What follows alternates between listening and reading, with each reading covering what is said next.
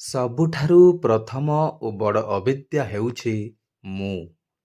ଜୀବାତ୍ମାର ବିରାଟ ରୂପରେ ମୁଁର କେଉଁଠି ହେଲେ ସ୍ଥାନ ନାହିଁ। ମୁଁ ବ୍ରହ୍ମ ରୂପରେ ଥାଏ ବା ଶୂନ୍ୟ ରୂପରେ। ମୁଁ ସହିତ ମିତ୍ରତା ଯେତିକି ବଢ଼ିଚାଲେ, କଳଙ୍କ ସେତିକି ବଢ଼ିଯାଏ। ଆମେ ଚାହୁଁ ମୋର ପଣର ବିସ୍ତାର ହେଉ। ମୁଁ ମୋର ଆମକୁ ବିକଳ କରିଦିଏ। ଶରୀର ସହିତ ଲୋମ ରହିବା ପରି ମୁଁ ସହିତ ମୋର ଥାଏ। ଶରୀରର ଗୋଟିଏ ଗୋଟିଏ ଲୋମ ଛିଣ୍ଡିଗଲେ କଷ୍ଟ ହୋଇଥାଏ।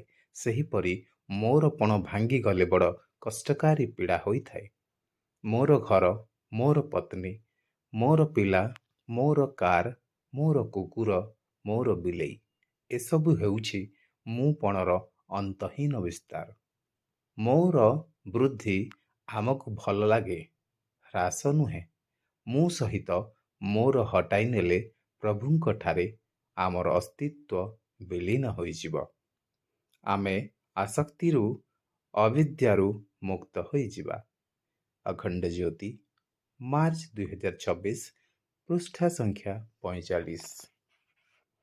ବିଚାରକ୍ରାନ୍ତି ଦୂତ ୟୁଟ୍ୟୁବ୍ ଓଡ଼ିଆ ଚ୍ୟାନେଲକୁ ସବସ୍କ୍ରାଇବ୍ କରିବା ସହ ପରବର୍ତ୍ତୀ ଭିଡ଼ିଓ ପ୍ରାପ୍ତ କରିବା ପାଇଁ ବେଲ୍ ଆଇକନ୍ ଦବାନ୍ତୁ ଏବଂ ବିଚାରକ୍ରାନ୍ତି ଦୂତ ଓଡ଼ିଆ ଫେସବୁକ୍ ଓ ଇନଷ୍ଟାଗ୍ରାମ ସହ ଯୋଡ଼ି ହୁଅନ୍ତୁ। ଧନ୍ୟବାଦ।